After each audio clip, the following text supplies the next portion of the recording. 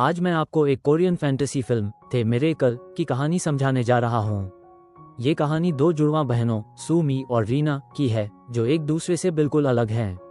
सूमी शर्मीली है, अपना ज्यादातर वक्त अपने कमरे में बंद रहकर बिताती है। वो ओवरवेट है और आत्मविश्वास की कमी से जूझती है, लेकिन उसका एक राज है, वो सेक्सी डीवा नाम से लाइव स्ट्रीम पर गाना गाती है। सालों में उसके हजारों फॉलोअर्स बन चुके हैं, लेकिन किसी ने उसका चेहरा नहीं देखा। सभी मानते हैं कि वो बहुत सुंदर होगी, लेकिन सूमी जानती है कि अगर उसने चेहरा दिखा दिया तो उसकी पॉपुलैरिटी खत्म हो जाएगी। दूसरी ओर उसकी बहन रीना कोरियन गर्ल्स का सपना जी रही है। वो एक popular girl group miracle girls की स्टार है। लाखों फैंस उसके लुक्स और डांसिंग के दीवाने हैं। हालांकि रीना को गाना नहीं आता, फिर भी वो सबसे पॉपुलर है। उसके ग्रुप मेंबर्स उससे नफरत करते हैं क्योंकि वो घमंडी और बदतमीज है। एक दिन रीना को एक फेमस मेल सिंगर हासी यंग के साथ एक एड शूट करने का मौका मिलता है। बाकी ग्रुप मेंबर्स जल जाते हैं क्योंकि रीना को बार बार चांस मिल रहा है जबकि वो टैलेंटेड नहीं है। बाद में कुछ रिपोर्टर्स उनके घर इंटरव्यू लेने आते हैं, लेकिन रीना शर्मिंदगी के डर से सूमी को कमरे में बंद रहने को कहती है। जब पूछा जाता है कि क्या उसकी कोई बहन है तो वो झूठ बोल देती है कि उसकी बड़ी बहन विदेश में पढ़ती है। सूमी को अपनी बहन की यह हरकतें बिल्कुल पसंद नहीं। दोनों एक दूसरे से झगड़ते रहते हैं और अपने जीवन के बारे में एक दूसरे से कुछ साझा नहीं करते। स्कूल में भी सूमी की जिंदगी दुखद है। वह बुरी तरह से बुली की जाती है। उसे एक लड़के ग्योसेओक से प्यार है जो उसी बुली गैंग का हिस्सा है।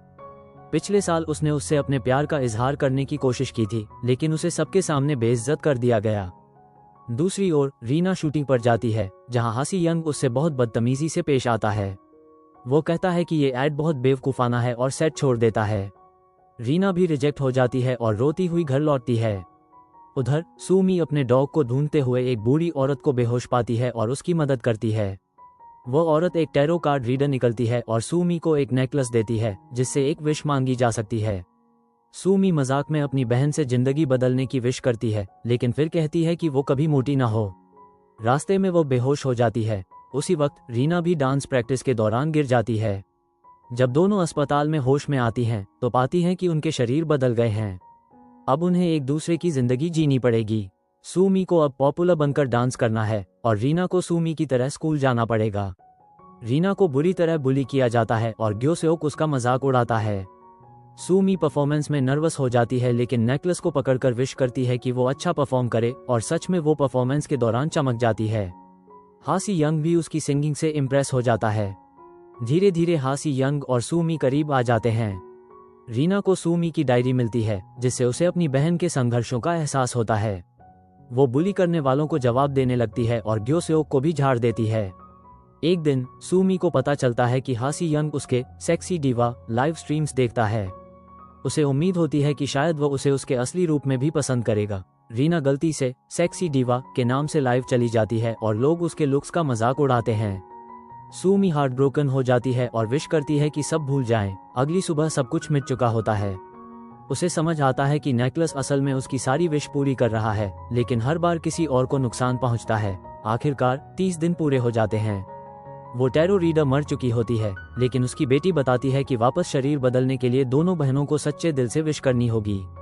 जब वे ऐसा करती हैं, कुछ नहीं होता क्योंकि सूमी दिल से ऐसा नहीं चाहती। लेकिन अगली सुबह जब रीना को गाड़ी से टक्कर लगने वाली होती है, सूमी उसे बचा लेती है। दोनों फिर अस्पताल में उठते हैं और अब वे वापस अपने अपने शरीर में हैं।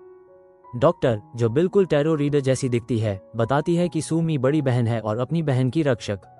उसने जब अपनी जान देकर रीना को बचाया तभी उनका शरीर वापस बदल गया। रीना हासी यंग से ब्रेकअप कर लेती है क्योंकि उसे अपनी बहन की मोहब्बत चुराना गलत लगता है।